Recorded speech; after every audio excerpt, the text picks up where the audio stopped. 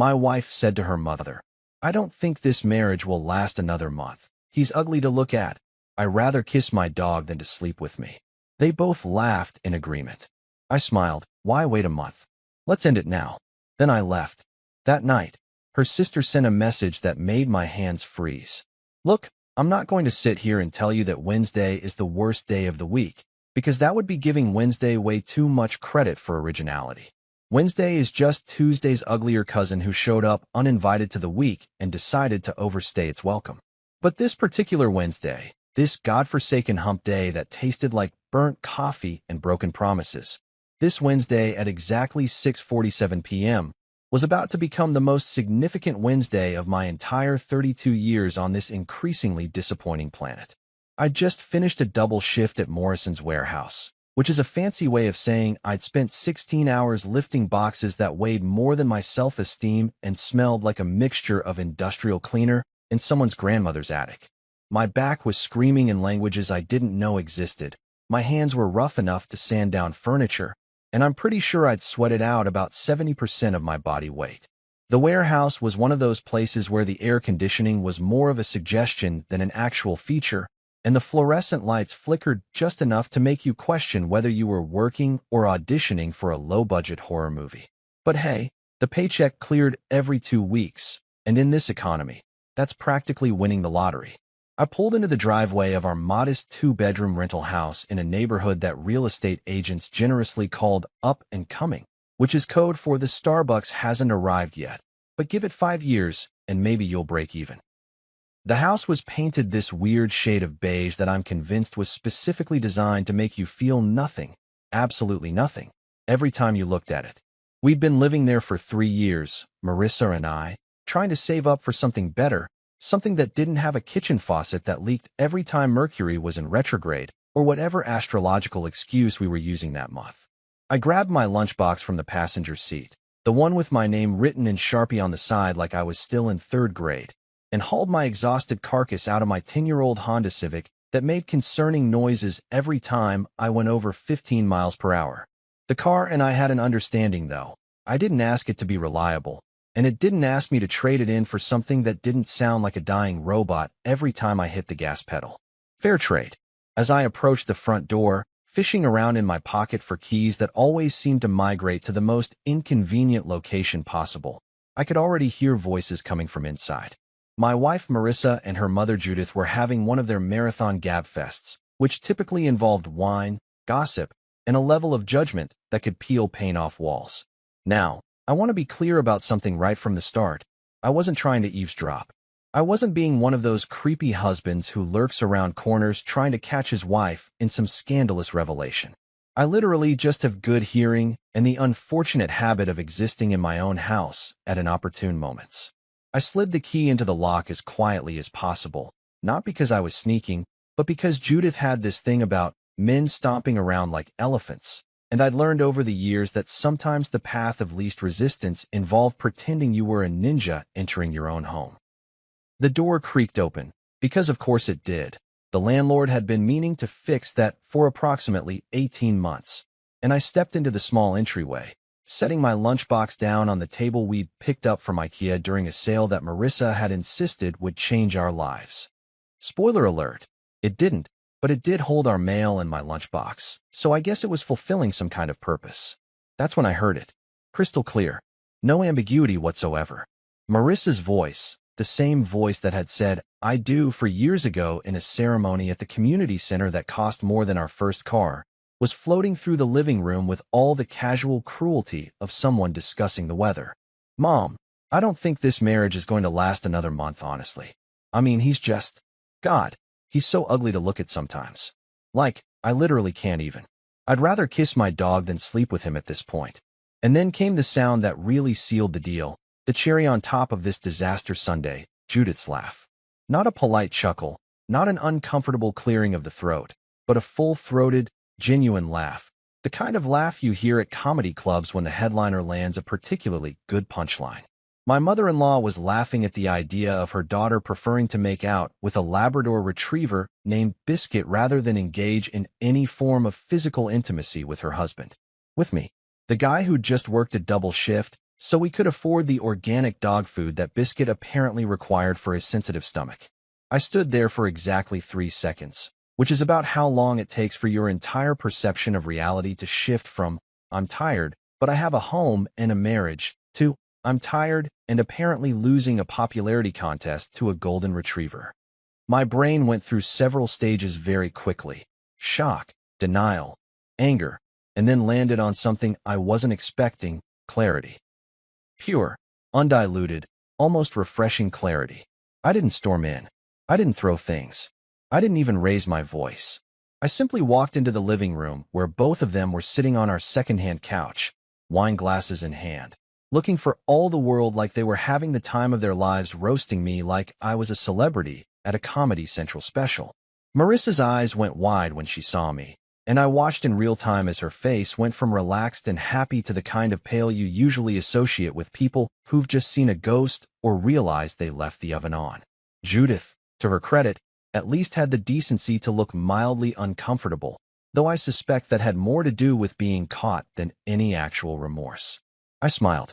Not a fake smile, not a bitter smile, but genuinely smiled, because suddenly everything made sense in a way it hadn't for months.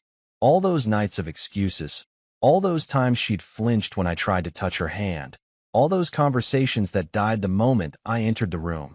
It all clicked into place like the world's most depressing puzzle. "Well," I said, my voice calm and steady in a way that surprised even me, "why wait a month? Let's just end it now. Saves time, saves energy, and honestly, saves money on dog treats since Biscuit apparently has a competitor for your affection."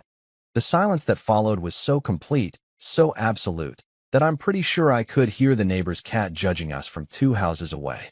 Marissa's mouth opened and closed like a fish that had suddenly found itself on dry land and was having serious regrets about its life choices. Judith blinked repeatedly, her eyes going wide and then wider, like an owl that had just been confronted with a philosophical question it wasn't prepared to answer. I grabbed my keys from where I'd just set them down, did a little mock salute that I'd definitely seen in some movie and couldn't quite place, and delivered my exit line with the kind of timing that would have made a sitcom writer proud. "Enjoy your mother-daughter roast session, ladies. Don't wait up." And then I walked out of that beige house, got into my dying Honda Civic, and drove away, feeling oddly proud of my one-liner delivery and surprisingly calm about the fact that my marriage had just imploded over a comparison to a dog named Biscuit. Wednesday, man. What a day. So here's the thing about making dramatic exits from your own marriage. Nobody really prepares you for the logistics of where you're supposed to go afterward. It's not like they have a handbook titled, "So Your Wife Compared You to a Dog, a Practical Guide to Emergency Housing." I drove around for about 20 minutes, which in retrospect was probably 15 minutes longer than necessary, but I was running on pure adrenaline and the fumes of righteous indignation, and those don't exactly come with a GPS feature.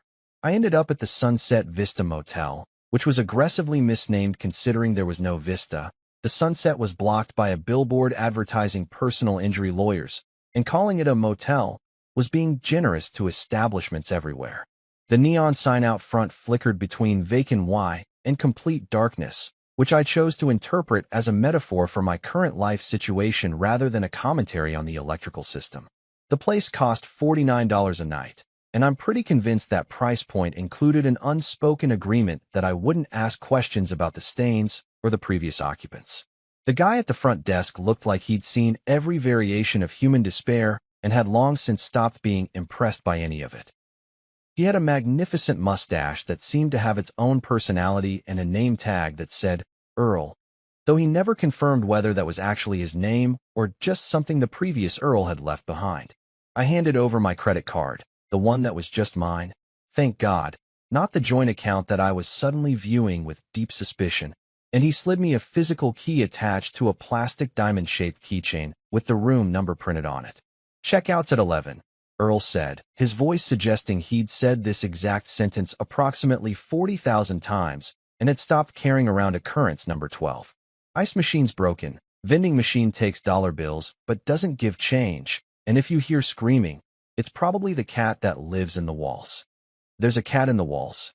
I asked, because apparently that was the detail my brain decided to focus on. Earl shrugged with the kind of profound indifference that comes from years of motel management. Allegedly. Room 237. And yes, I'm aware that's the room number from The Shining. And yes, that felt oddly appropriate. Was located on the second floor, accessed by an exterior staircase that creaked ominously with every step. The room itself was a masterpiece of depressing efficiency. One double bed with a comforter that had probably seen things that would make a therapist weep. A TV from sometime during the Bush administration, the first one.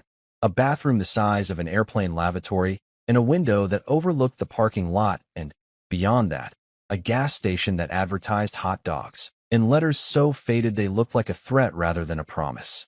The entire space smelled like a combination of industrial-strength disinfectant, sadness, and what I could only describe as the tears of previous occupants who'd also made questionable life choices. There was a strange brown stain on the ceiling that looked vaguely like Abraham Lincoln's profile, which felt weirdly patriotic, and the carpet had a pattern that I think was designed specifically to hide other stains, which was honestly pretty smart from a business perspective. I dropped my duffel bag, the one I'd hastily packed with whatever clothes I could grab during my dramatic exit, which turned out to be 3 t-shirts, 1 pair of jeans, 5 pairs of socks, because apparently my subconscious prioritizes foot comfort during emotional crises, and exactly 0 pairs of underwear, on the bed, and just stood there for a moment, taking in my new temporary reality. This was it. This was rock bottom, or at least rock bottom's budget accommodation. I was a 32-year-old man standing in a $49 motel room because my wife had decided I ranked below a Labrador Retriever in the attractiveness department. I should have been crying or punching walls or doing whatever it is that men are supposed to do when their marriages explode, but instead I just felt tired. Not the physical exhaustion from the double shift. That was still there, lurking in my shoulders and lower back like a persistent relative, but a deeper kind of tired that settles into your bones when you realize you've been fighting for something that the other person checked out of months ago. I lay down on the bed, which was exactly as uncomfortable as it looked, and stared at Abraham Lincoln's profile on the ceiling. "Honest, Abe," I said out loud to the empty room. "You ever get compared to a dog?" Lincoln, being a stain and also deceased, didn't respond, but I felt like he would have been on my side. That's when my phone started buzzing. And buzzing. And buzzing some more, like someone had attached it to a beehive, and then kicked the beehive while yelling insults at the bees. I pulled it out of my pocket and watched as the notifications rolled in, one after another, each one from Marissa, each one apparently more desperate than the last. "Ryan, we need to talk." That wasn't what it sounded like. "You're being dramatic."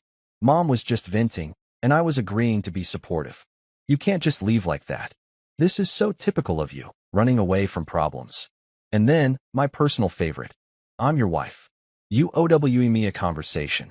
The messages kept coming, each one cycling through a greatest hits collection of manipulation tactics. Guilt, anger, gaslighting, victim playing, and what I can only describe as emotional poetry that would have made Shakespeare cringe so hard his ruff would have fallen off. She went from apologizing to insulting me to apologizing for insulting me to explaining why the insults were actually my fault, all within the span of about 15 messages. It was like watching someone speedrun through every relationship red flag that exists. I sat there, phone in hand, watching the messages pile up like some kind of twisted social media feed dedicated entirely to my failed marriage. Each notification made a little ding sound that was starting to feel like water torture, and I realized with absolute clarity that I had 2 choices. I could engage with this circus, or I could put the phone down and let her scream into the void. I chose the void. The void seemed nice. The void didn't compare me to household pets. I silenced my phone and tossed it onto the nightstand, which was really just a wobbly table with delusions of grandeur. I closed my eyes and tried to process everything that had happened in the last 3 hours. This morning, I'd woken up as a married man with a routine and a life that, while not perfect, was at least familiar. Now I was lying in a motel room that possibly contained a wall cat, staring at ceiling Lincoln, while my wife had a meltdown via text message. The universe, I decided, had a truly twisted sense of humor. Just when I thought maybe I could actually fall asleep despite the suspiciously lumpy mattress and the sound of someone's TV blaring through the wall, my phone buzzed again. But this time, it wasn't Marissa's name on the screen. It was her sister, Heather. Now, Heather and I had always had a weird relationship. She was 3 years younger than Marissa, worked in social media marketing, and had the kind of personality that could only be described as chaos with good intentions. She made memes for a living, had opinions about everything, and was the family member who always said the quiet part loud at Thanksgiving dinner. Marissa found her exhausting. I found her refreshing, mainly because she was one of the few people in that family who didn't treat me like I was auditioning for the role of acceptable husband and constantly failing. Her message was short, which immediately made it more alarming than Marissa's novel-length guilt trip. Hey, you probably don't want to hear from me right now, and I totally get that. But you should really check your wife's hidden photo folder. I'm sorry.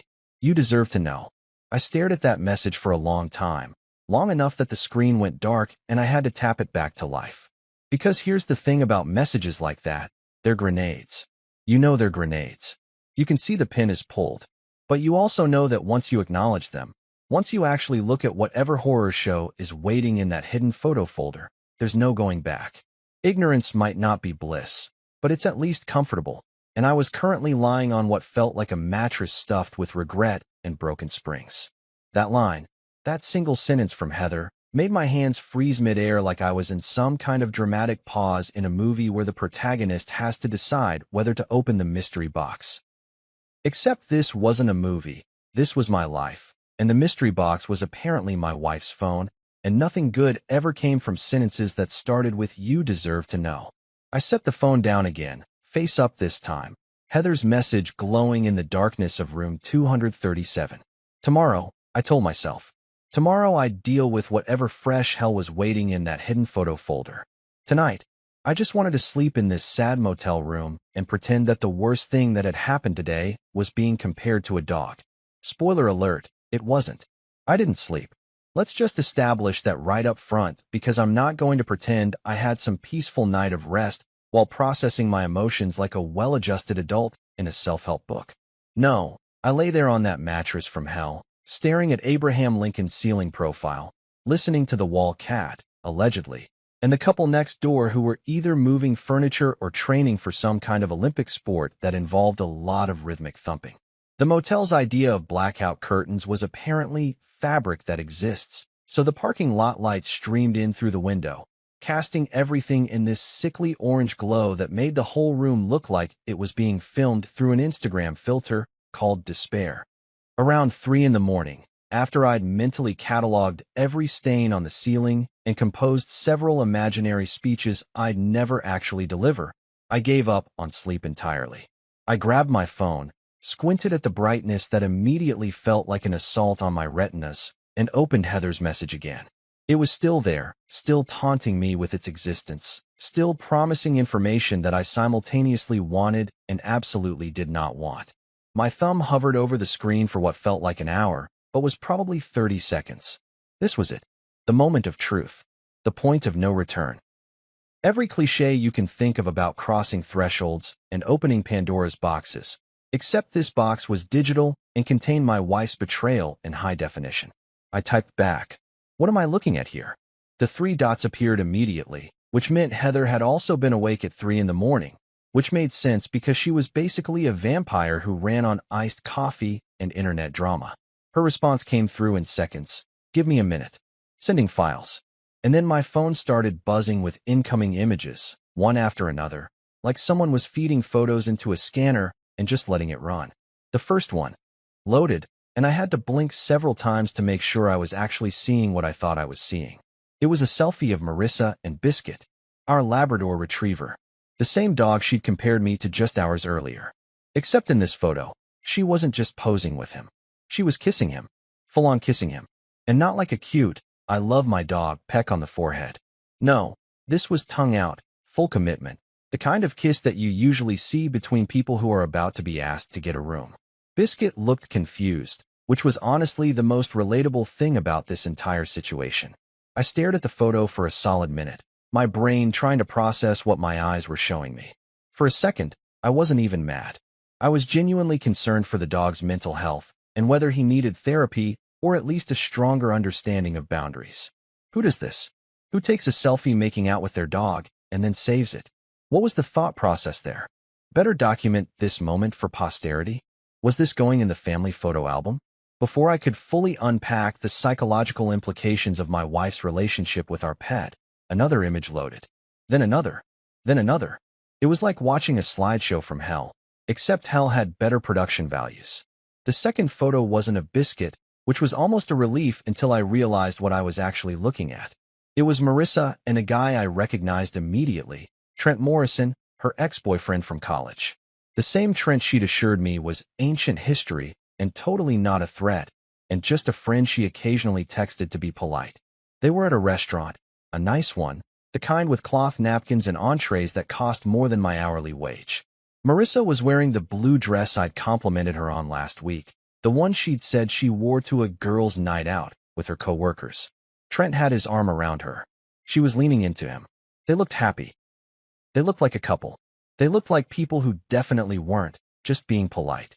I checked the metadata on the photo because apparently, at 3 in the morning, I'd become a digital forensics expert. The date stamp said last Tuesday. Last Tuesday. As in 6 days ago. As in the same Tuesday, I'd worked overtime to cover the cost of the water heater that broke, while she was apparently out living her best life with Trent at what looked like Giovanni's, the Italian place downtown that required reservations and had a menu without prices, which is restaurant code for bring your wealthy uncle. The third photo was them kissing. Not the dog this time, Trent. A real, actual kiss between two people who definitely knew each other better than people who were just being polite should know each other. I laughed. Out loud. A real laugh. The kind that comes from somewhere deep in your chest when your brain short-circuits and can't figure out what other emotion to process. So it just defaults to humor, because humor is safer than acknowledging that you're looking at photographic evidence of your wife cheating on you while you were at work earning money that apparently funded her date nights. I laughed like a man who'd just realized he'd been cast as the comic relief in his own life story, like I'd been paying for my own humiliation in high definition, 1080p quality, with excellent lighting and composition. The couple next door stopped their furniture Olympics for a moment, probably wondering who was cackling like a supervillain at 3 in the morning in room 237. It was me. I was the villain origin story happening in real time. My phone immediately started ringing. Heather. I answered on the second ring because at this point, why not? The night was already a disaster. Might as well lean into it. Ryan? Oh God, you saw them. Her voice was frantic, guilty, like she'd just told a kid that Santa wasn't real and also his dog ran away. I saw them. I confirmed, my voice surprisingly steady. All of them. The dog, the ex-boyfriend, the restaurant that I'm guessing I paid for through our joint account since she hasn't had a job in 8 months. I'm so sorry, Heather said, and she actually sounded like she meant it, which was more than I could say for anyone else in her family. I found out 2 days ago. I was over at Mom's house, and Marissa left her phone on the counter. I wasn't snooping, I swear, but she got a text from Trent, and it was right there on the lock screen, and it said something about last night was amazing, and I could not look, you know. How long? I asked, because apparently I was a glutton for punishment. How long has this been going on? From what I could tell from the messages. About 3 months. Maybe longer. The photos with Trent go back to July. Heather paused, and I could hear her taking a breath like she was preparing to drop another bomb. Ryan, she's been seeing him behind your back. Multiple times. Restaurants, his apartment.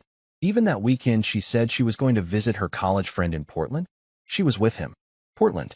The trip I'd encouraged her to take because I thought she needed time with friends. The trip I'd given her $200 for gas money.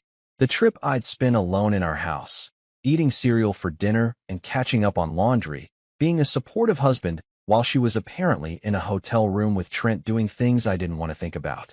And your mom knows, I said. Not a question. A statement.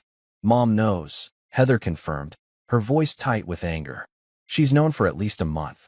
Maybe longer. She thinks it's fine because, and I quote, Marissa deserves to be happy, and if that means exploring her options, then that's what modern marriage is about. Modern marriage. I repeated slowly, like I was tasting the words and finding them rotten. Is that what we're calling cheating now? Exploring options? Mom's logic doesn't make sense on the best days, Heather said. This isn't even close to her best day. She was probably the one encouraging Marissa to see Trent. She never liked you, Ryan. No offense. None taken, I said, which was true. Judith's dislike of me had been so obvious from day one that it would have been more offensive if she'd pretended otherwise. Let me guess, she was probably the one holding the ring light for those selfies, giving direction like a discount photographer. Turn left, darling. Show more teeth. Make sure the betrayal really pops in the frame. Heather actually laughed, which made me feel slightly better about the entire situation. Honestly, probably. She's been Team Trent since college. She never shut up about how he came from a good family and had prospects.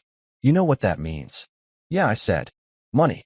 It means money and the kind of job title that sounds impressive at dinner parties. Exactly.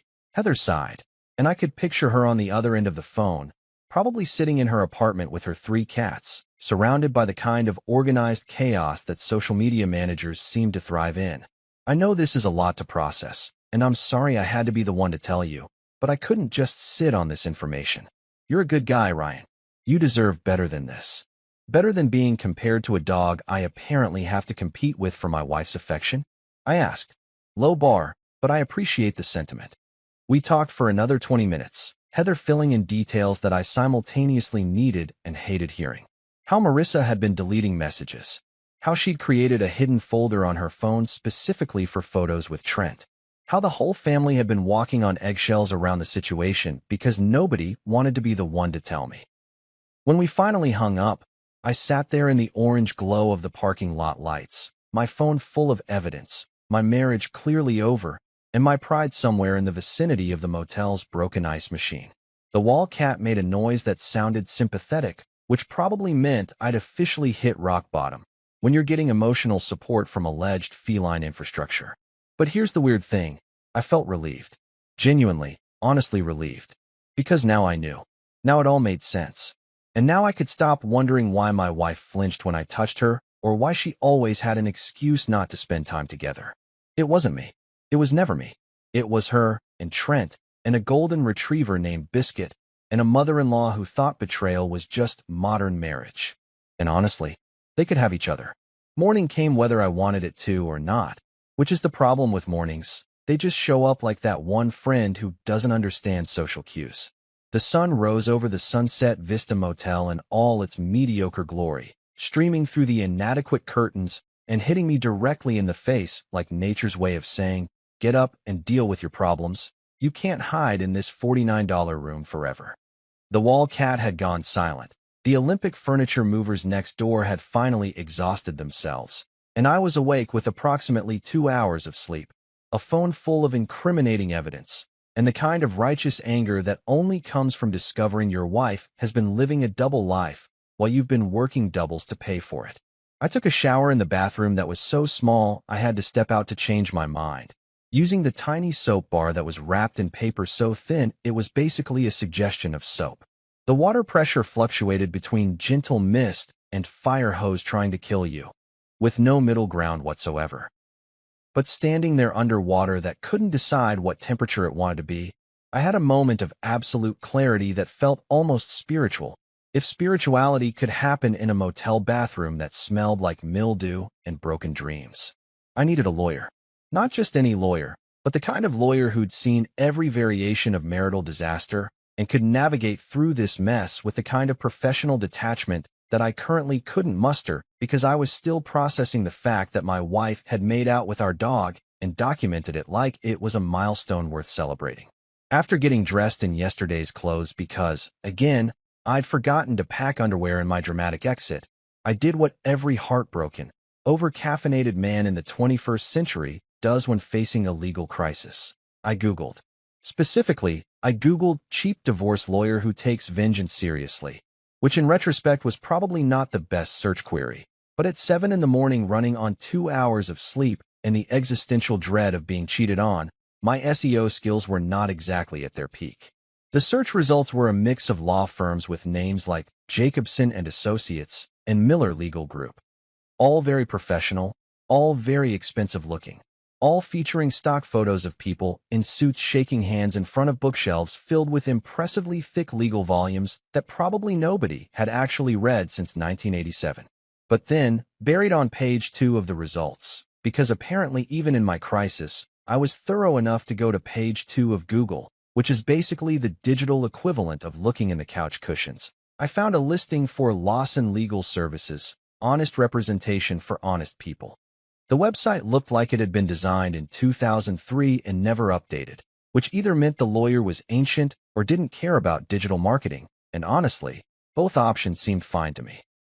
There was a phone number, an address on the less fancy side of downtown, and a tagline that said 30 years of fighting for what's right. The photo showed a man who looked like he'd been personally overseeing divorces since the Civil War, with more wrinkles than a Shar-Pei and eyes that suggested he'd heard every excuse, every lie, and every sob story that humanity could produce. I called the number, half expecting an answering machine or a receptionist who'd tell me the earliest appointment was in 6 weeks. Instead, a gravelly voice answered on the second ring. Lawson Legal Services, this is Lawson. Hi. Mr. Lawson. I started, suddenly realizing I hadn't actually prepared what I was going to say. I need a divorce lawyer. Quickly. As quickly as possible because my wife has been cheating on me with her ex-boyfriend and also possibly our dog. And I just found out last night. And I'm currently in a motel room that might have a cat living in the walls, and I really need to talk to someone who can help me not lose everything in this disaster. There was a pause. A long pause. The kind of pause that makes you think maybe you've said too much and scared off the only lawyer willing to answer his own phone at 7:30 in the morning. Then, son, you sound like you've had a hell of a night. Can you be here in an hour? I could have kissed him. I didn't, because that would have been weird, and also I was trying to cut down on inappropriate kissing after last night's revelations. But the sentiment was there. The office was located in a 3-story brick building that had character, which is what people say about buildings that are old but haven't fallen down yet. The directory in the lobby listed a bail bondsman on the first floor, a tax accountant who apparently only worked during tax season on the second floor, and Lawson Legal Services on the third floor, which I reached via an elevator that moved so slowly I legitimately considered taking the stairs halfway through the ride. The office itself was exactly what the website had promised: functional, honest, and completely unconcerned with impressing anyone. The waiting area had chairs from the 70s, magazines from the 90s, and a receptionist desk that was currently unoccupied, though there was a note that said back at 9 a.m., Dorothy. There was a coffee maker in the corner that looked like it had survived several wars and was still producing coffee out of spite and determination. You must be Ryan, said a voice from the doorway to the inner office, and there stood Mr. Lawson himself, looking exactly like his website photo except more three-dimensional. He was probably in his mid-60s, with silver hair that he'd given up trying to tame, a suit that had seen better decades but was clean and pressed, and the kind of face that suggested he'd spent 30 years listening to people's problems and had developed a very specific set of facial expressions for each category of human disaster. That's me, I said, standing up and shaking his hand, which had the grip of someone who'd been doing manual labor before becoming a lawyer and never forgot where he came from. Come on in. Coffee, please, I said, following him into an office that was packed with filing cabinets, law books, and the kind of organized chaos that suggested a brilliant mind that had better things to do than worry about feng shui. He poured 2 cups of coffee from the pot that looked like it had been brewing since dawn, handed me one, and settled into his chair behind a desk that was covered in files, legal pads, and a nameplate that said Thomas Lawson, attorney at law, in letters that were starting to fade. So, he said, pulling out a legal pad and clicking a pen that looked older than I was. Tell me everything. Start from the beginning. Take your time. I've heard worse, I promise you. So I told him. Everything. The conversation I'd overheard, the dramatic exit, the motel, the messages from Marissa, the photos from Heather, the 3-month affair with Trent, the Portland trip, the joint account that had funded my own humiliation, and yes, even the thing with the dog, because at this point, what was the point of leaving out details? Mr. Lawson took notes, his pen moving across the legal pad in shorthand that probably only he could read, occasionally nodding or making small noises of acknowledgement. When I finished, he set down his pen, took a sip of his coffee, and looked at me with eyes that had definitely seen worse. Son, he said, his voice carrying the weight of 3 decades of legal experience, you don't need revenge. You need paperwork. I blinked. Paperwork. Paperwork, he confirmed, leaning back in his chair. Revenge is emotional. Revenge is messy. Revenge gets you in trouble and costs you money. Paperwork is clean. Paperwork is legal. Paperwork gets you out of this marriage with your dignity and your assets intact, and it makes her pay for what she's done within the boundaries of the law. He pulled out a fresh legal pad and started making a list, explaining as he went. First, we file for divorce on grounds of adultery. That's easy. You've got photo evidence, which is basically a gift from the gods of family law. Second, we document every transaction from that joint account. You said she hasn't worked in 8 months? 8 months, I confirmed. She said she was finding herself and needed time to explore her passions. Well, she certainly explored something, Mr. Lawson said dryly. Did she explore it using marital funds? The joint account, I said, pulling out my phone and opening the banking app. I can see the transactions. Restaurants, spa days, boutique shopping, even a $300 dog grooming session. Mr. Lawson's eyes lit up like a kid on Christmas morning. If that kid was a seasoned divorce attorney who'd just been handed leverage. Oh, this is good. This is very good. If she's been using marital funds to finance her affair, we can make her reimburse you for that. Plus, depending on how your assets are structured, we might be able to argue for a favorable division based on her adultery and misuse of shared resources. So the dog gets visitation, but she gets the bill? I asked, because apparently, even in serious legal consultations, my brain defaulted to sarcasm as a coping mechanism. Mr. Lawson grinned, and it was the kind of grin that suggested he'd been waiting his entire career for a client who appreciated the irony of divorce law. Now you're thinking like a client I can respect.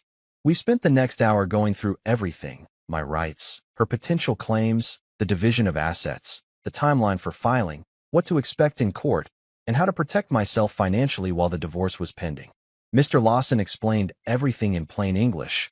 None of that legal jargon that makes you feel like you need a law degree just to understand what you're signing. My retainer is $1,500, he said finally, sliding a contract across the desk. That covers the initial filing and the first month of work. After that, we bill hourly, but I'm honest about my hours. I don't charge you for thinking about your case while I'm getting groceries. You'll get itemized statements, and if you have questions, you call me. That's what you're paying for. I looked at the contract, at this man who'd listened to my story without judgment, who'd offered me coffee and clarity, who'd made me feel like maybe this disaster had a path forward that didn't involve me living in a motel room forever. Where do I sign? I asked. Leaving Mr. Lawson's office, I felt something I hadn't experienced in approximately 16 hours. Purpose. Not happiness, not relief, not even satisfaction, but purpose, which is what happens when you channel raw emotional devastation into a productive task that involves spreadsheets and a lawyer who looks like he's personally witnessed the fall of Rome. I had a mission now, a quest, a legitimate reason to dive headfirst into the digital paper trail of my failed marriage and emerge victorious with evidence that would hold up in court and also potentially be useful for a very depressing scrapbook that I would never actually make but enjoyed imagining. The first order of business, according to Mr. Lawson's carefully written instructions on his ancient legal pad, was to gather and organize all evidence of Marissa's extracurricular activities. This meant screenshots, bank statements, credit card bills, text messages, emails, photos, and basically anything that could prove what she'd been doing while I was at the warehouse moving boxes and believing I was in a functional marriage. He'd told me to be thorough, be organized, and for the love of God, don't delete anything accidentally, because digital evidence was only useful if it still existed. I returned to the Sunset Vista Motel, my temporary command center, my fortress of solitude, my $49 a night headquarters for Operation Document Everything, and set up shop. I grabbed the wobbly nightstand, dragged it next to the bed, plugged in my phone charger, and opened my laptop, which I'd thankfully had the presence of mind to grab during my dramatic exit along with my collection of mismatched socks and zero underwear. The laptop was a 5-year-old Dell that made concerning whirring noises whenever I asked it to do more than one thing at a time, but it had a working keyboard and could access the internet, which made it more reliable than my marriage. I started with the joint bank account, logging in with credentials that suddenly felt like archaeological artifacts from a previous era when I trusted the person I shared finances with. The account history loaded slowly, my laptop whirring like it was trying to achieve flight, and then there it was. Months of transactions, laid out in neat little rows with dates and amounts and merchant names that told a story more compelling than most Netflix documentaries. Let me tell you something about bank statements. They don't lie. They can't lie. They're just numbers and dates and the cold, hard truth of where money went and why. And looking at our joint account history was like reading a mystery novel where the detective is an idiot who didn't notice all the obvious clues because he was too busy working overtime to afford the clues in the first place. June 15th, Giovanni's Italian restaurant, $147. I was working that night. I specifically remembered because we'd gotten a massive shipment of industrial parts that took until midnight to process. June 22nd, Serenity Day Spa, $230. She'd told me she was going to the library to research freelance opportunities. July 3rd, Nordstrom, $312. The blue dress. The same blue dress she'd worn in the photo with Trent. I'd complimented that dress. She'd smiled and said she'd found it on clearance. $312 is not clearance unless you're shopping in a dimension where money means something completely different. July 18th, Pooch Paradise Premium Grooming, $308. $308 for dog grooming.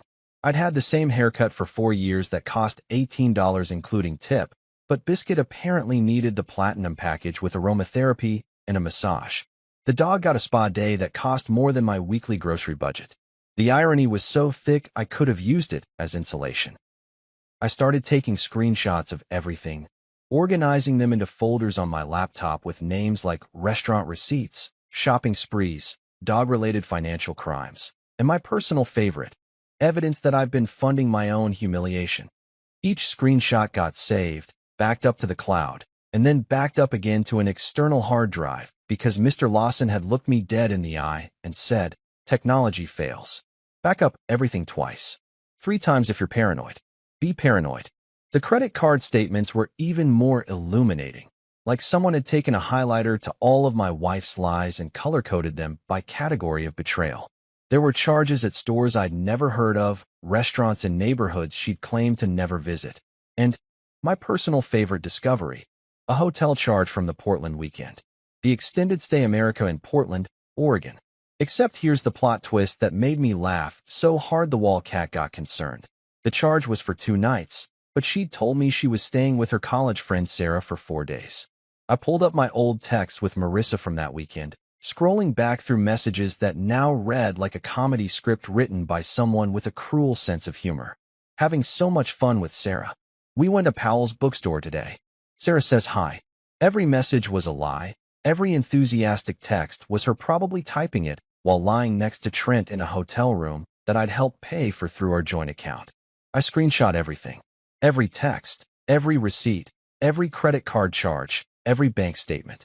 I became a digital forensics expert, a spreadsheet warrior, a man on a mission fueled by instant coffee and the kind of focused anger that comes from realizing you've been cast as the comic relief in someone else's romance. The instant coffee, by the way, came from the motel's vending machine after I discovered that the in-room coffee maker produced a substance that couldn't legally be called coffee in most states. I'd bought 6 packets of instant espresso for $2 each, which was highway robbery, but at this point, I needed the caffeine more than I needed financial responsibility. I mixed it with hot water from the bathroom tap, which I know sounds disgusting, and you're absolutely right, it was disgusting, but desperate times call for desperate measures and questionable beverage choices. By noon, I had compiled a digital dossier that would have made a private investigator proud. I had spreadsheets. I had timelines. I had a folder labeled Exhibit A, Dog Better Than Me, that contained not only the infamous biscuit kissing photo, but also a breakdown of every penny spent on that dog's luxury lifestyle, while I'd been eating peanut butter sandwiches for lunch to save money. I even cross-referenced Marissa's credit card charges with her text messages to me, creating a side-by-side comparison that showed exactly where she'd actually been versus where she'd claimed to be. It was damning. It was thorough. It was the kind of evidence that Mr. Lawson would probably frame and put on his wall as an example of excellent client preparation. My phone buzzed with more messages from Marissa, each one more frantic than the last. I ignored them all and added screenshots of the messages themselves to my evidence folder, because apparently, She hadn't figured out that continuing to text your estranged husband while he's building a legal case against you is probably not the best strategy. But then again, this was the same woman who documented her affair in photos and saved them to her phone, so strategic thinking clearly wasn't her strong suit. Around 2 in the afternoon, I realized I needed to go back to work. Not just because I needed the money, though I definitely needed the money, especially now that I was paying for motel rooms and lawyer retainers, but because I needed the normalcy. I needed to lift boxes and scan barcodes and exist in a space where people weren't betraying me, and the biggest drama was whether the forklift would start on the first try. I showed up for my shift at Morrison's warehouse at 3 o'clock, still wearing yesterday's clothes because I still hadn't solved the underwear situation, but at least I'd showered and no longer smelled like industrial metal and existential crisis. My supervisor, Rick, was doing inventory near the loading dock, checking off items on a clipboard and looking exactly as thrilled about it as anyone looks when doing inventory on a Thursday afternoon. Rick was one of those middle-aged guys who'd been working at the warehouse since the 90s and had achieved a level of Zen-like acceptance about it. He had 3 kids, a wife who worked as a nurse, a mortgage on a house in the suburbs, and the kind of stable, boring life that I'd thought I was building toward before everything imploded. He was good people, the kind of supervisor who remembered your birthday and didn't write you up if you were 5 minutes late because your car was acting up. "Ryan," he said when he saw me, checking his watch with exaggerated concern. "You're early. Are you feeling okay? Did something happen? Is this a cry for help?" "I'm going through a divorce," I said, grabbing my time card and clocking in. "Turns out my wife's been cheating on me with her ex-boyfriend and also possibly our dog. I'm currently living in a motel room that costs $49 a night and might have structural cats. How's your day going?" Rick blinked at me, his pen frozen mid-checklist. What? "Yeah," I said, heading toward my station. "It's been a week, and it's only Thursday." I spent the next 4 hours loading trucks, organizing shipments, and humming. Actually humming. Like a cartoon character who'd just won the lottery, except instead of winning money, I'd won the freedom to leave a relationship that had been dead for months, and I'd just been too stupid or too hopeful to notice. I hummed while I lifted boxes. I hummed while I drove the forklift. I hummed while I wrapped pallets in plastic sheeting that always somehow managed to stick to itself in the most annoying ways possible. Rick found me around hour 3 of my shift, stacking boxes of industrial supplies with what must have looked like suspicious enthusiasm. "Okay, man, I have to ask," he said, leaning against a support beam and watching me work like I was a documentary about human behavior. "Are you okay? Like, actually okay? Because you just told me you're getting divorced and living in a motel, but you're humming show tunes while stacking 50-pound boxes. That's either really healthy coping or you've completely snapped. I need to know which one so I can decide whether to be supportive or concerned." I set down the box I was holding and turned to face him, wiping sweat off my forehead with my shirt sleeve. "You want the honest answer?" "Always." "I feel better than I have in months," I said. "Yeah, my marriage is over. Yeah, I'm sleeping in a room that Abraham Lincoln haunts via ceiling stain. Yeah, my wife preferred making out with our Labrador over spending time with me. But you know what? Now I know. Now it makes sense. And now I can move forward instead of wondering why nothing I do is ever good enough for someone who is never going to be satisfied anyway." Rick nodded slowly, processing this information. "So you're okay?" "I'm better than okay," I said. "I'm free. And also extremely well documented. I have spreadsheets, Rick. Color-coded spreadsheets." "You're weird," he said, but he was smiling. "Divorced weird," I corrected, picking up another box. "There's a difference." He shook his head and walked away, muttering something about needing to update the employee wellness protocols. Mr. Lawson called me on Friday morning while I was attempting to make the motel's coffee maker produce something that resembled actual coffee rather than the brown liquid sadness it had been generating.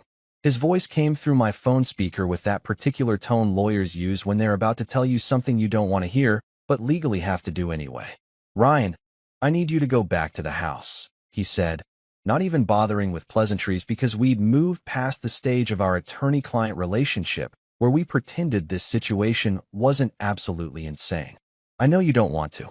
I know it's going to be uncomfortable. But legally, you need to establish that you haven't abandoned the property. Abandonment can complicate things in divorce proceedings, especially regarding asset division. So I have to go back to the scene of the crime, I said, watching the coffee maker sputter and wheeze like it was trying to communicate in Morse code. The place where I discovered my wife thinks I'm less attractive than a Labrador retriever. That house, Mr. Lawson confirmed. You don't have to stay there. You don't even have to stay longer than an hour. But you need to go in, establish presence, preferably grab some more of your belongings, and make it clear you're not abandoning your legal claim to the property. Think of it as a strategic visit, not a homecoming. Can I bill this as emotional labor? I asked. Because I feel like facing your soon-to-be ex-wife after she spent 3 months cheating on you and comparing you to household pets should count as overtime. Unfortunately, the legal system doesn't compensate for emotional distress in quite that way, he said, and I could hear the smile in his voice. But think of it this way. Every minute you spend in that house is a minute you're protecting your financial interests. Very expensive minutes, if you calculate what the house is worth. He had a point. Our rental wasn't much, but we'd sunk money into it. Security deposit, first and last month's rent, furniture we'd bought together, appliances we'd upgraded when the landlord's ancient refrigerator finally gave up and died. I had a legal right to that space and everything in it, and I wasn't about to let Marissa's betrayal cost me more than it already had. So that's how I found myself pulling into the driveway of our beige house at 11 o'clock on a Friday morning. My Honda Civic making its usual dying robot noises, my stomach doing acrobatics that would have impressed Olympic gymnasts. The house looked exactly the same as it had 3 days ago, which was somehow offensive. It should have looked different. It should have had a sign out front that said site of marital disaster, or maybe beware, emotional hazard. But no, it just sat there being aggressively beige and ordinary, like it hadn't been the location of my complete humiliation. I sat in the car for a solid 5 minutes, hands on the steering wheel, staring at the front door like it was going to suddenly sprout teeth and eat me. Through the living room window, I could see movement. Marissa was home, probably lounging on the couch we'd bought from a going-out-of-business sale, drinking wine at 11 in the morning like some kind of suburban stereotype come to life. Strategic visit, I muttered to myself. Establishing presence. Protecting financial interests. You've got spreadsheets and a lawyer. You can do this. I got out of the car, walked up to the front door, and used my key, because technically I still lived here, even if I'd been sleeping in a motel room that Abraham Lincoln's ceiling stain had blessed with his presence. The door opened with that same creak that the landlord still hadn't fixed, and I stepped into the entryway that smelled like the candle Marissa always burned, the one called Autumn Harvest, that mostly just smelled like someone had set pumpkins on fire. Marissa was exactly where I'd seen her through the window, on the couch, wine glass in hand, wearing sweatpants and one of my old college t-shirts, which felt like adding insult to injury. She looked up when I walked in, and her face went through several expressions in rapid succession: surprise, guilt, defiance, and then something that looked like she'd rehearsed in the mirror: wounded innocence. "Ryan," she said, setting down her wine glass with exaggerated care, like she was performing in a play about estranged couples and had studied method acting. "You're back." "Legally mandated appearance," I said, keeping my voice level and detached, the way Mr. Lawson had coached me. "I'm here to collect some belongings and establish that I haven't abandoned the property. Don't worry, I'm not moving back in. Your wine and your judgment are safe." She stood up, and I noticed she'd been crying, or at least wanted me to think she'd been crying. Her eyes were red. Her hair was pulled back in a messy bun that was either artfully disheveled or genuinely disheveled, and she had that look that women get when they're about to deploy tears as a strategic weapon. "It was a joke," she said, her voice cracking just enough to be noticeable. "What I said to my mom about you and the dog, it was just a stupid joke. You know how Mom and I are when we get together. We say things we don't mean. We were drinking, and she was venting about her own marriage, and I was just being supportive, and it came out wrong." I stared at her, genuinely amazed at the audacity. "A joke," I repeated slowly, like I was learning a new language and needed to make sure I understood the vocabulary. "You told your mother you'd rather kiss our dog than sleep with your husband." She laughed like it was the punchline to a comedy special, "and your defense is that it was a joke." "Yes." She stepped forward, reaching for my hand, which I immediately moved out of reach. "Ryan, please. I didn't mean it. I love you. We can work through this." "Then the dog must have loved it too," I said, moving past her toward the bedroom. The joke, I mean.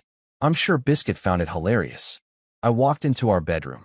Well, technically still our bedroom, though it hadn't felt like hours in months, and grabbed my duffel bag from the closet. I started pulling clothes off hangers, actually taking the time to grab underwear this time, because I'd learned my lesson about dramatic exits and proper packing. Marissa followed me, hovering in the doorway like a ghost who couldn't decide whether to haunt or apologize.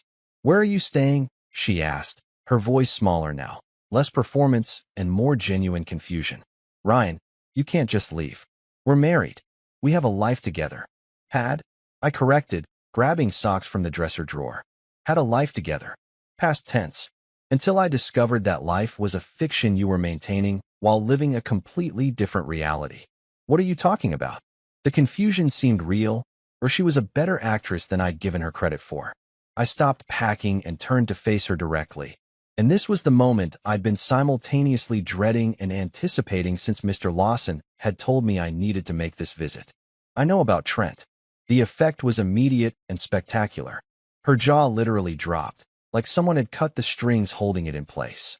The color drained from her face so quickly I was briefly concerned she might actually faint, which would have been inconvenient because I didn't want to deal with medical emergencies on top of everything else. Who? Who told you about Trent?" She managed to stammer, which was basically a confession wrapped in a question wrapped in panic. "Does it matter?" I asked, continuing to pack. "Your sister, your credit card statements, the photos, the restaurant receipts from places I paid for through our joint account. Take your pick. The evidence is pretty overwhelming, and I have to say, Marissa, you're not as good at covering your tracks as you think you are." The Portland trip was particularly sloppy. She sat down on the bed, our bed, the one we'd bought together 3 years ago during a Memorial Day sale, and put her head in her hands. For a moment, I thought she might actually be processing the reality of getting caught, maybe even feeling genuine remorse. Then she looked up at me with tears streaming down her face and said, "It's not what you think." I actually laughed, out loud, a genuine bark of laughter that surprised both of us. "It's not what I think. Marissa, I have photos of you kissing him. I have bank statements showing you've been funding dates with him using money from our joint account. I have text messages. I have a timeline. I have a color-coded spreadsheet. What part of this isn't what I think? It just happened," she said, which is what people always say when they want to pretend they weren't active participants in their own choices. "Trent reached out to me a few months ago, and we started talking, and it just happened." "For 3 months," I said. "It just happened for 3 months. It just happened through multiple restaurant dates, hotel stays, and a weekend trip to Portland. That's not just happening, Marissa. That's a relationship. That's a choice you made repeatedly, while I was working doubles to support us, while I was being a faithful husband, while I was apparently competing with both your ex-boyfriend and our dog for your affection." She flinched at the dog reference, which told me everything I needed to know about her priorities and her shame. That photo was taken out of context. There is no context where making out with a Labrador retriever makes sense. I zipped up my duffel bag with more force than necessary. "But you know what? It doesn't matter anymore. You can kiss whoever or whatever you want. I'm done." I grabbed my bag and headed for the door, but stopped in the doorway and turned back one more time. "Just so we're clear, my lawyer has all the evidence. All of it. The affair, the joint account expenses, everything. If you try to take me for everything in this divorce, it's not going to work out the way you think it will." Her face went from sad to angry in record time, like someone had flipped a switch. "Your lawyer? You already got a lawyer? We could have talked about this like adults." "We tried that," I said calmly. "On Wednesday, remember? Right before you compared me to a dog. That was me trying to talk like an adult. This is me protecting myself from someone who clearly stopped caring about this marriage months ago." I walked out, loaded my duffel bag into my car, and sat in the driver's seat for a moment, letting my hands shake from the adrenaline that had been holding itself together during the confrontation. I'd done it. I'd gone back, established presence, collected my belongings, and survived the encounter without breaking down or saying anything I'd regret. My phone rang about an hour later, right as I was pulling back into the Sunset Vista Motel's parking lot. Unknown number, which I almost didn't answer, but something told me to pick up. Probably the same instinct that told me to check my wife's hidden photos. The instinct that knows when the universe has more disaster to deliver. Ryan. Judith's voice came through the speaker like a guillotine wrapped in false politeness. We need to talk about what you're doing to this family. Mrs. Henderson, I said, keeping my voice neutral. I'm not doing anything to this family. I'm removing myself from it. You're destroying us, she practically shrieked, abandoning any pretense of civility. Marissa is devastated. She made a mistake, and instead of being a man about it and forgiving her, you're running to lawyers and threatening everything we've built. Everything we've built. I repeated, genuinely confused. What exactly did we build? Because from where I'm standing, I built a marriage while your daughter built a side relationship and you encouraged it. How dare you? Ma'am, I interrupted, and I realized I was smiling, actually smiling during this conversation. The family destroyed itself somewhere between the wine glasses and the dog shampoo fund. I'm just the guy who finally noticed and decided to stop paying for it. I hung up before she could respond, blocked the number, and walked into my motel room feeling lighter than I had in months. The divorce papers were filed on a Monday morning, which felt poetic in a way that only people going through legal dissolution of their marriage can appreciate. Mondays are already universally hated, so why not add some official documentation of your failed relationship to really lean into the misery? Mr. Lawson had prepared everything with the kind of meticulous attention to detail that made me understand why he'd been doing this for 30 years and hadn't burned out or developed a drinking problem that I knew of. The papers were comprehensive, brutal in their honesty, and cited adultery with enough supporting evidence that I'm pretty sure we could have taught a law school class on proper documentation of infidelity. The process server delivered them to Marissa on a Tuesday afternoon, while she was presumably at home doing whatever people who don't have jobs do during the day. I wasn't there to witness it, obviously, because I was at work stacking boxes and living my best recently separated life, but I got a text notification from Mr. Lawson's office that said, "Papers served successfully at 2:47 p.m., with a level of professional satisfaction that made me want to high-five everyone in the warehouse." Marissa's response came approximately 11 minutes later, which told me she'd either speed read through 15 pages of legal documentation or, more likely, had seen the words "petition for dissolution of marriage" on the first page and immediately gone into panic mode without reading the rest. My phone buzzed with a text that was trying so hard to sound reasonable and mature that it actually achieved the opposite effect. "Ryan, this is insane. Can't we talk about this like adults? We don't need lawyers and court dates. We can work this out ourselves. Please." I stared at that message for a good 30 seconds, sitting in my car during my lunch break, eating a sandwich I'd made that morning in the motel room using bread, turkey, and the determination of a man who'd learned that restaurant food was expensive and I had legal fees to pay. The audacity of that text was impressive, really. The sheer nerve it took to ask if we could talk like adults after everything that had happened. I typed back with the kind of concise clarity that comes from having absolutely no patience left for manipulation. "We tried that. You chose the dog."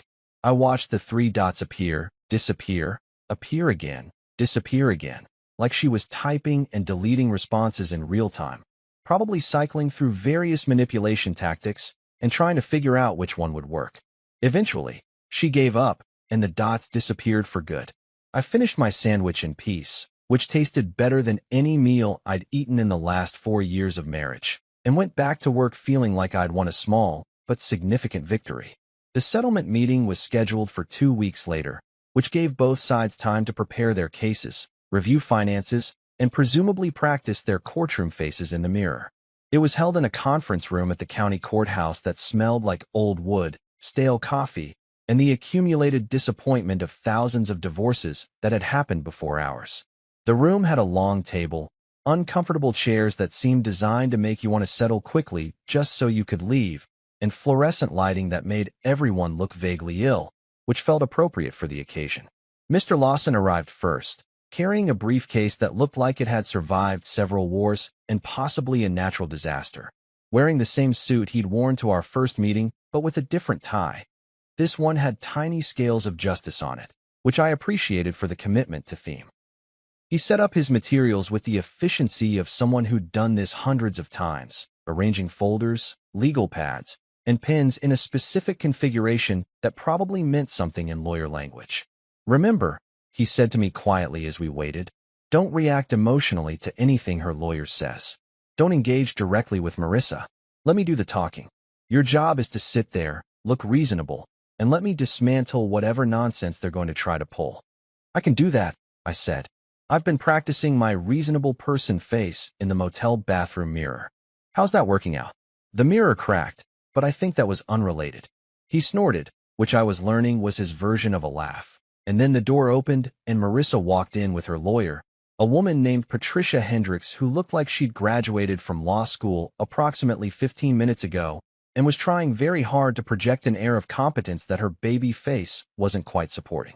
She wore a power suit that was slightly too big for her, carried a briefcase that looked brand new, and had the eager energy of someone who'd watched too many legal dramas and thought real courtroom proceedings involved dramatic music and surprise witnesses. Marissa, for her part, had clearly dressed for maximum sympathy points.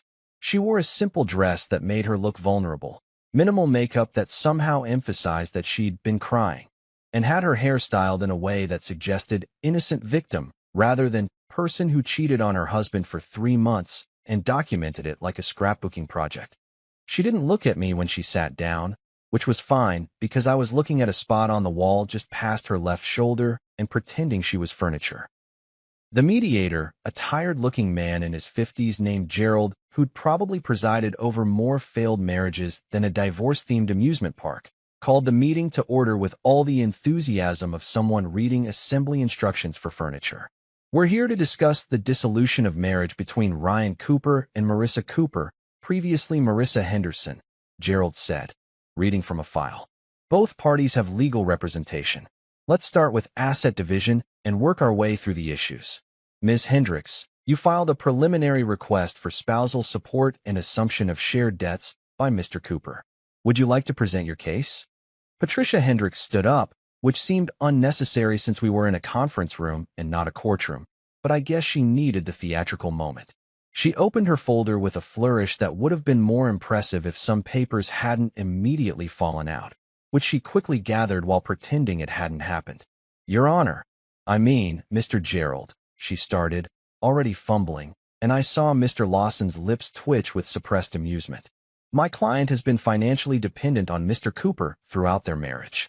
She gave up career opportunities to support the household, and now finds herself in a precarious financial position through no fault of her own. No fault of her own, I muttered under my breath, and Mr. Lawson's hand moved subtly in a gesture that meant, shut up and let me work. Furthermore, Patricia continued, gaining confidence, there are significant credit card debts that were incurred during the marriage for household expenses and necessary purchases. We believe it's only fair that Mr. Cooper assume responsibility for 50% of these debts as they were accumulated during the marriage for mutual benefit. She slid a document across the table toward Mr. Lawson, who picked it up, glanced at it, and then did something I'll never forget. He pressed his lips together so hard they disappeared. His shoulders started shaking slightly, and I realized he was trying not to laugh. Actually laugh. In the middle of a settlement conference. He coughed, took a sip of water from the bottle he'd brought, and then set the paper down with the kind of careful control that suggested he was exercising every ounce of professional restraint he possessed. I'm sorry, Mr. Lawson said, his voice strained with suppressed laughter. I just need to clarify something. You're asking my client to assume 50% of debts that include. He pulled out his reading glasses and made a show of examining the document. $847 at a store called Dog Couture, $308 at Pooch Paradise Premium Grooming, and $216 at something called Bark and Bath Boutique? Patricia's confidence wavered. Those were household expenses. My client doesn't wear dog clothes, Mr. Lawson interrupted, and I had to bite the inside of my cheek to keep from laughing out loud. Unless I'm mistaken about his species, which I'm fairly confident I'm not. My client is not paying for canine accessories, luxury pet grooming, or whatever services are offered at establishments with bark in the name. The dog is part of the household. Patricia tried again. The dog, Mr. Lawson said, his voice taking on the tone of a teacher explaining basic math to a particularly slow student, is not my client's responsibility anymore, seeing as he's divorcing his wife who, according to her own words that my client overheard, would rather kiss the dog than her husband. She can keep the dog. She can keep all the dog's couture. She can keep the grooming bills. What she cannot keep is any expectation that my client will fund her pet's lifestyle. Marissa's face had gone bright red, and she was staring at the table like she was trying to will herself into another dimension. Patricia looked at her client, then at the document, then back at Mr. Lawson, clearly realizing that her strategy of ask for everything and see what sticks was not going as planned. There are also restaurant expenses, Patricia started, but Mr. Lawson was already pulling out his own folder, this one significantly thicker and much more organized. Yes, let's talk about restaurant expenses, he said with the kind of enthusiasm usually reserved for Christmas morning. Specifically, let's talk about the $147 at Giovanni's Italian restaurant on June 15th, when my client was working a double shift at Morrison's warehouse. Or the $212 dinner at the River House on July 23rd, when my client was, again, at work. These restaurant expenses that were charged to the joint account while my client was earning the money that funded them were not household expenses. They were dates.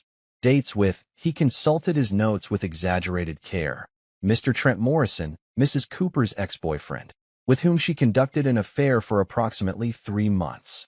The room went completely silent except for the humming of the fluorescent lights and what I'm pretty sure was Patricia Hendricks's professional dreams dying in real time. Gerald, the mediator, looked up from his notes with the first sign of actual interest he'd shown since the meeting started. Is there documentation of this affair? Extensive documentation, Mr. Lawson said, sliding a folder across the table that I knew contained copies of photos, text messages, and bank statements. Photos, text messages, credit card statements showing charges at hotels, restaurants, and other establishments. My client has been meticulous in his record keeping.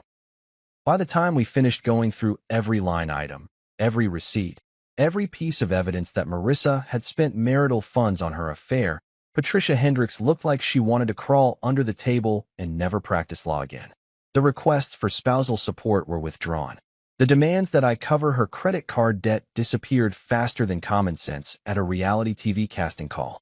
When it was all said and done, after 2 hours of negotiation that was really just Mr. Lawson systematically destroying every argument Patricia tried to make, I walked out of that courthouse with everything that mattered. My truck with its dying robot engine, my savings account that I'd been carefully protecting, and my sanity, which was somehow intact despite everything. Marissa kept the dog, the debt, and what I imagined was a very awkward conversation with her lawyer about why lying to your attorney is generally a bad strategy. Fair trade, I thought, getting into my Honda Civic and driving back to my motel room. Fair trade.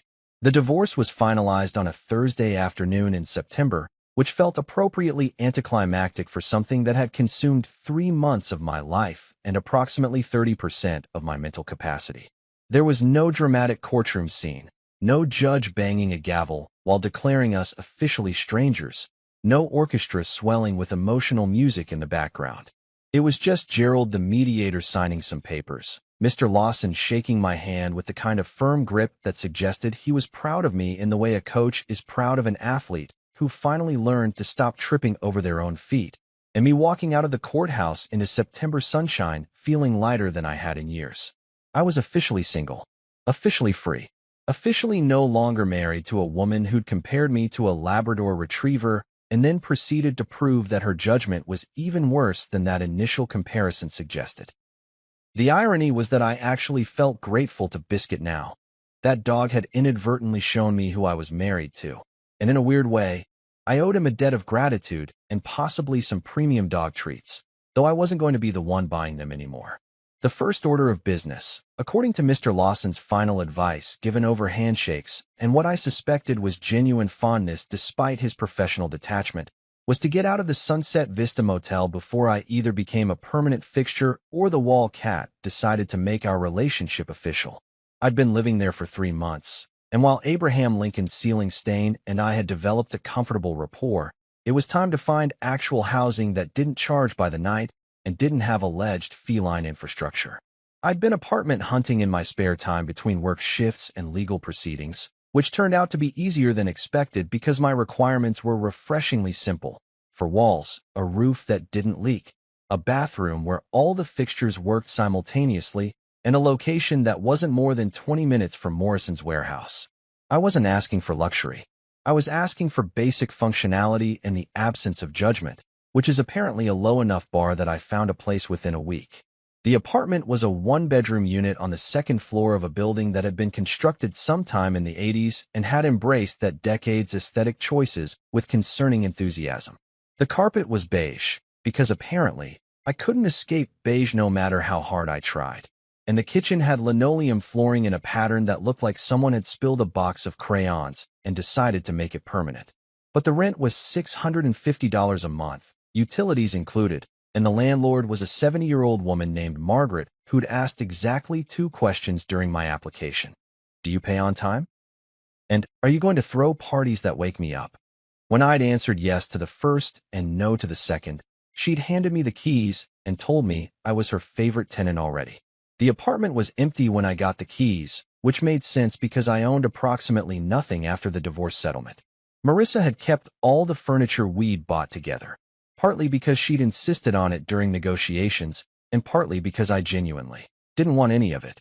Every couch cushion, every coffee table, every lamp had memories attached to it like barnacles on a ship, and I wanted to start fresh without the ghost of my failed marriage sitting on the second-hand love seat we'd bought from Craigslist.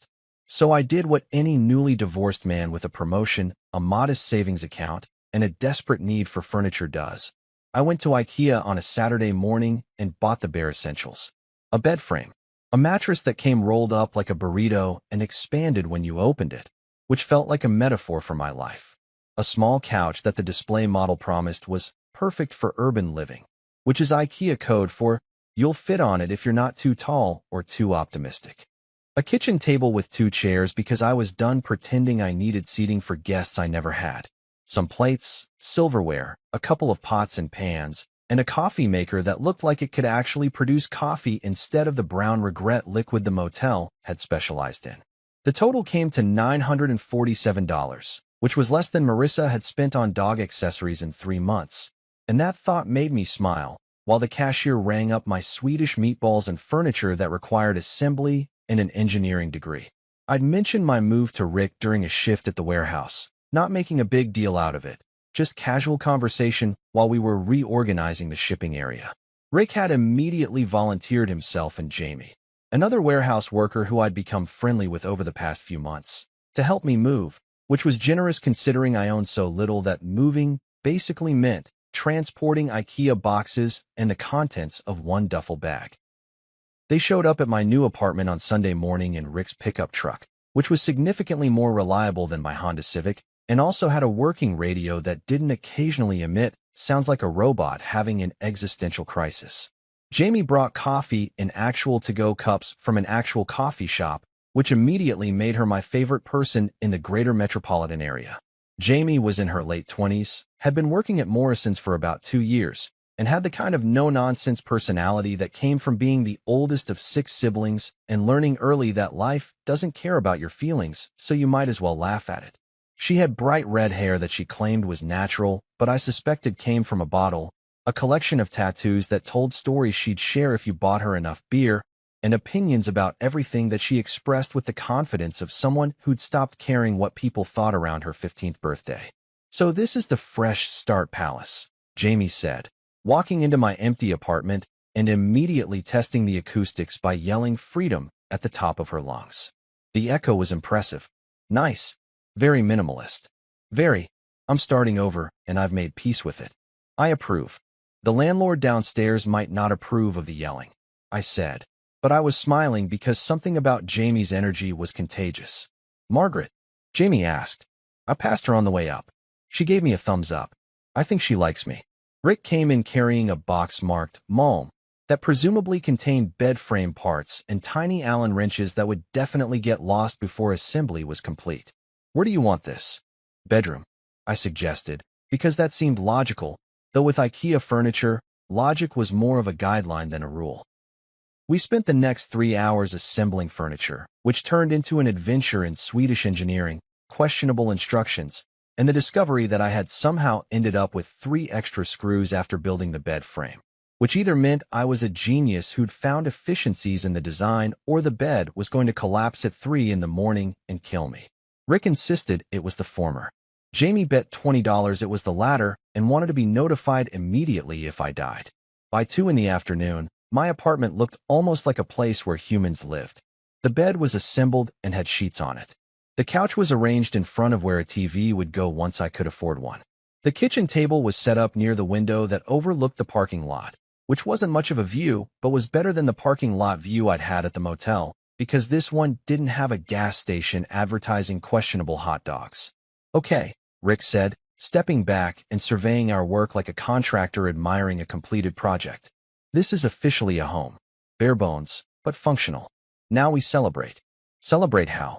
I asked, because I didn't have any food in the apartment yet and wasn't sure what celebrating looked like in this context. Jamie pulled out her phone with a grin. We're getting fried chicken. Not the fancy kind. Not the organic free-range whatever kind. The greasy, delicious, probably terrible for you kind that comes in a bucket with biscuits and coleslaw. The kind of chicken that says, I've survived something difficult, and now I'm going to eat my feelings in the best possible way. 20 minutes later, we were sitting around my new kitchen table with a bucket of fried chicken from a place called Colonel's Best that was definitely not affiliated with any major chains, but made up for its legal ambiguity with genuinely excellent food. We also had beer. Rick had brought a six-pack of some local IPA that he swore was life-changing. Though all beer tastes pretty similar when you're drinking it to celebrate freedom from a marriage that involved competing with a dog for affection. Here's to new beginnings, Jamie said, raising her beer bottle in a toast. And to leaving behind relationships that don't serve us, whether those relationships are with terrible spouses, judgmental in-laws, or apartments with alleged wall cats. To new beginnings, Rick echoed, clinking his bottle against Jamie's and then mine. And to dogs everywhere, I added, because apparently I couldn't let it go completely. May they only date within their species, and may their owners have better judgment than my ex-wife. We laughed, and it was real laughter, the kind that comes from your chest and feels genuine and warm. We ate fried chicken that was so greasy it probably violated several health codes, but tasted like victory and new starts. We drank beer that may or may not have been life-changing, but was certainly cold and refreshing. We sat in my nearly empty apartment with its beige carpet and questionable linoleum, and for the first time in months, maybe years, I felt at home. Not because the apartment was fancy or even particularly nice. Not because I had a lot of stuff or impressive furniture, but because I was surrounded by people who'd shown up for me without expecting anything in return, eating chicken that nobody was judging me for enjoying, in a space that was entirely mine and free from the weight of a relationship that had been dead long before I'd been brave enough to bury it. You doing okay? Rick asked after his third beer, looking at me with the kind of genuine concern that middle-aged fathers and decent supervisors specialize in. Like, actually okay? Because 3 months ago you were living in a motel after discovering your wife's greatest hits of betrayal, and now you're here starting over. That's a lot. I thought about it for a moment, genuinely considering the question instead of giving some automatic response. Was I okay? I was divorced. I was living in a one-bedroom apartment with barely any furniture and a bed that might be held together with hopes and dreams. I was eating fried chicken for dinner on a Sunday evening with my supervisor and a coworker instead of having some sophisticated adult meal with a spouse who respected me. Yeah, I said, and I meant it. Yeah, I'm actually okay. Better than okay. I'm free. Jamie smiled and grabbed another piece of chicken. Freedom tastes like fried chicken and cheap beer, apparently. Best meal I've had in years, I said. And honestly, it was. Life settled into a comfortable rhythm over the next few months. Work, apartment, sleep, repeat. Except now the routine felt like living instead of surviving. I got a promotion to shift supervisor, which came with a modest raise and the authority to tell people where to stack boxes, which was more satisfying than it should have been. That's when I ran into Clara Mitchell from HR, the accountant who'd always processed my overtime paychecks with a smile and occasionally made jokes about the warehouse's creative interpretation of safety regulations. We bumped into each other at a coffee shop near work on a Saturday morning. She was reading a book about financial planning, which should have been boring but somehow seemed charming when she explained she was trying to buy a house. Coffee? I asked, surprising myself with the boldness. Why not? She said. And that smile made me remember what it felt like to be interested in someone who might actually be interested back. We talked for 2 hours.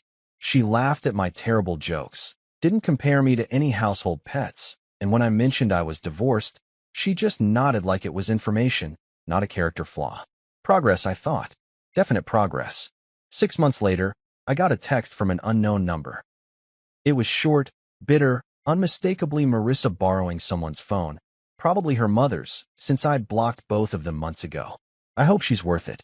I looked at Clara sleeping on my couch, her head on my shoulder, some documentary about architecture playing on the TV I'd finally bought. We'd been dating for 3 months. She made me laugh. She paid for her own dinners. She'd never once mentioned my resemblance to any animals, domesticated or otherwise. I typed back, she is. She doesn't bark when I speak.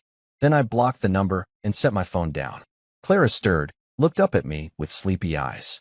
Everything okay? Everything's perfect, I said, and meant it.